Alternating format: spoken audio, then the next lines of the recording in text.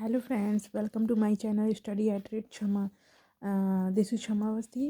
Friends actually में मेरे को रेवेंस का नॉन वर्बल टेस्ट दिया गया था कॉलेज में करने को, तो वो मैं बताऊंगी कि मैंने किस तरीके से फाइल में किया हुआ है।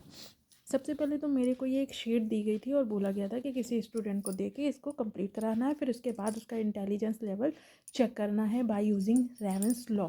ठीक है, तो मैंने ये शीट्स जो है देखी और फिर इसको एनालाइज़ किया किस टाइप से बताना है बच्चे को, फिर उसको समझाया मैंने कि किस तरीके से करना है।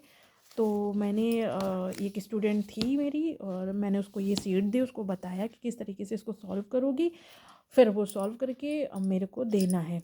तो उसने विदिन 30 मिनट्स मेरे को इसने सॉल्व करके दे दी थी।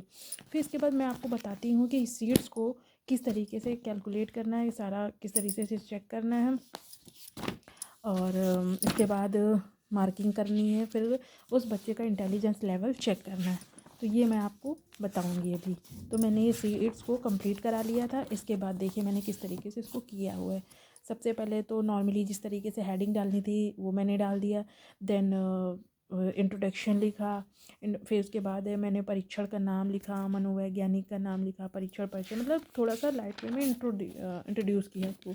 इसके बाद रिलायबिलिटी में मैंने लिखा, वैलिडिटी में लिखा, देन नॉर्म्स बताया मैंने, फिर इसका प्रैक्टिकल एस्पेक्ट बताया, name of test, then objective, then details of subject, मतलब जिसको मैंने ये दिया है सीट सॉल्व करने के उसके बारे में भी मैंने बताया कि उसका नेम क्या है, एज क्या है, जेंडर क्या है और उसका health, physical health, mental health कैसा है, उसकी क्वालिफ़िकेशन क्या है।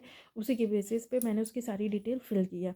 देन जो आपका मतलब एक्सपेरिमेंट कर रहा है उसका मैंने डिटेल फिल किया है, वो तो मैं ही हूँ, तो मैंने अपनी सारी डिटेल इसमें फिल कर दी। देन फिर मैंने प्राइमरी सेटअप के बारे में बताया है कि किस तरीके से आपको टेस्ट कराने से पहले क्या क्या बताने, क्या इंस्ट्रक्शंस देने हैं, मेथड क्या होना चाहिए।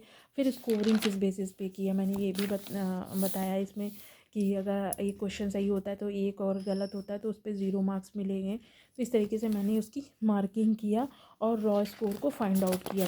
देन रॉ स्कोर जो है मेरे को 56 मिला था और उसने 15 मिनट्स में कंप्लीट कर दिया था इसको।